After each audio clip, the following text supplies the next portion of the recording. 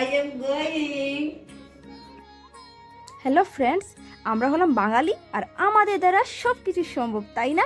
তো দেখো কলগেটটাতে কিন্তু কলগেট নেই, শেষ হয়ে গেছে। মামা বলছে হবে না, বের হবে না। আমি বললাম যে আমি বের করে দেখাবো, এখান থেকে কলগেট বের হতেই হবে। এদিকে মামা সবার স্নান টান করা শেষ, শুধু আমি বাকি আছি। তো দেখো আমি বার করছি কীরকম, যে এরকম তো হাত এক হাত দিয়ে হচ্ছে না, দু হাত দিয়ে একদম বের করে দেখিয়েছি। দেখেছো, হয়ে গেল। তো এখন দেখো আমি স্নানে আমার আর কি কোনো কাজই শেষ হয়নি, আমি মাত্র উঠলাম, এখন ব্রাশ টাশ করবো। বাকি সবার স্নান টান শেষ, সবাই খাবে, কারণ সবাই তো 8টার সময় চলে যায় আর আমি তো যাব 8:15, কারণ আমার ওটি নেই। ওটি থাকলে তো সেই 7টার আগে বের হতে হয়। তো বন্ধুরা তোমরা প্লিজ ব্লগটা স্কিপ না করে ফুল ওয়াচ করবে, কারণ বোঝা আর কি ব্লগটা আমি চাচ্ছি আর কি একটু ফানি করব, একটু মজাদার করব, যাতে তোমাদেরও ভালো লাগে। তাই তোমরা স্কিপ না করে ফুল ওয়াচ করবে। আর এখনও পর্যন্ত যারা লাইক করোনি, একটা লাইক করে ব্লগটি কন্টিনিউ করতে থাকো। তো দেখো সবার রেডি, এদিকে বোনটা যাবে পিসির রুমে, তো বোনটা আর কি তৈরি হয়ে চলে গেছে। এদিকে মামাও রেডি, সবাই চলে যাচ্ছে, মামাও চলে যাচ্ছে ডিউটিতে। এদিকে বোন বলছে আমাদেরকে ব্লগের মধ্যে সবাই একদম মজাদার বানিয়ে নিল আমাদেরকে। তো এখন মামি রেডি হচ্ছে, মামিও রেডি হওয়া শেষ, মামি রেডি হওয়া হয়ে গেছে। মামি বলছে আমি কোনো শু পরিনি, আমি বললাম শু তো পরবে। মামি বলছে হ্যাঁ টাটা, আই এম গোয়িং, এরকম বলছে। বলে ও চলে যাচ্ছে ডিউটিতে, শুধু বাকি রইলাম বোন আর আমি। তো বোন আমি চলে যাব, বোন যাবে 8:05 বা 10-এ, আর আমি যাব 8:15। এদিকে বলছি বোনকে, বলছি আমার চুলটা আজকে একটু তুই বেঁধে দে। তো বোন আমার চুলটা বেঁধে দিচ্ছে আর আমি আর কি ভিডিও করছি। ও বলছে ভিডিওর দিকে দেখতে থাক আর চুলটা নষ্ট হবে।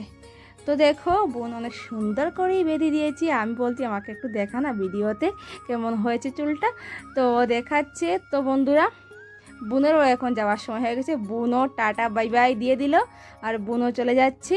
কিন্তু আমি ব্লগ বন্ধ করিনি, যতক্ষণ ওকে দেখা যায় আমি ততক্ষণ ব্লগ করব। তাছাড়া আজকের দিনটা দেখো আকাশ পুরো নীল, এখানে বৃষ্টি এক ফোঁটাও নেই। দেখো বোন এদিক দিকে যাচ্ছি, আমি এখানেও ওকে দেখাচ্ছি। এখানে কিন্তু বৃষ্টি নেই একদম, আমাদের আসামে কত বৃষ্টি হচ্ছে, মানুষের অবস্থাও কাহিল হচ্ছে, কিন্তু এখানে বৃষ্টির এক বিন্দু দেখা যাচ্ছে না।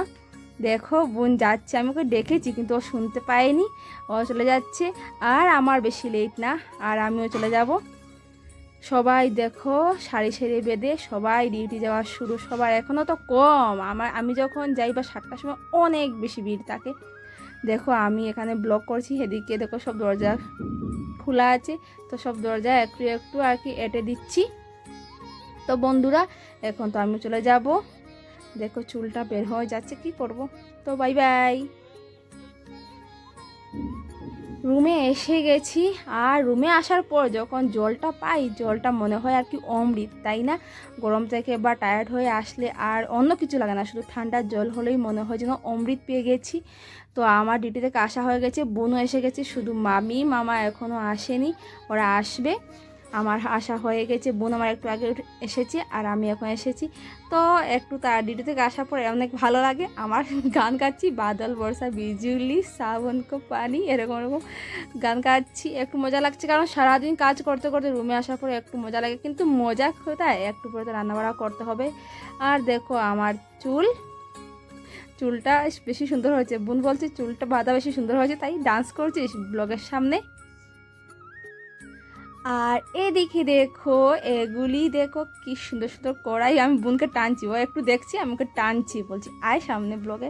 দেখো কড়াইটা কত সুন্দর না। আর এদিকে দেখো আর একটা গামলাও আছে, কিন্তু এগুলি পেয়েছি কি দিয়ে জানো, তোমাদেরকে বলবো দাঁড়াও।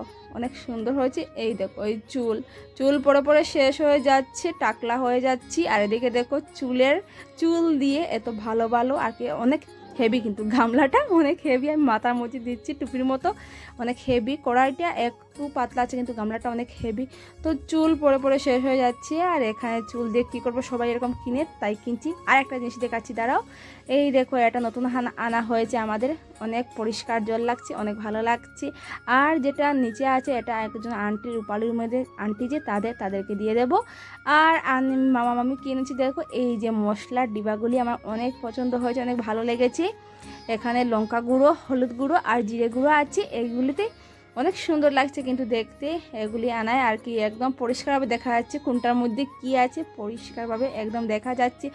আর এই দিকে দেখো আমাদের মহারানী ব্লগের দিকে দেখছেই না, চুলটা দেখো, চুলের স্টাইলটা দেখো। এটা আবার কোন ধরনের স্টাইল বাবা, আমি তো জানি না। তো ও বলছে মিষ্টি আমাকে দেখাবি না, আমাকে মিষ্টিটাকে বলছে আমাকে দেখাবি না, কিন্তু আমি তো দেখাচ্ছি। কিন্তু অনেক অনেক ক্ষুধা লেগেছে, আর কি করা যায়, বোন বলছে কিছু খাবে, তাই আমি কি করলাম, বললাম চলো একটু বেসন দিয়ে আর পেঁয়াজ দিয়ে একটু পকোড়া করে নিই, তো খেয়ে নেব। তো একটু করছি, বেশি না, একটু অল্প করছি, তারপর তো রান্না বসাতে হবে। তো আজকে রান্না বাড়া থাকবে কুমড় আর মটর দিয়ে, একটু শুকনো শুকনো করে হয়ে যাবে ভাজা ভাজা ভাজা না, একটু একটু গায়ে জল দেবো।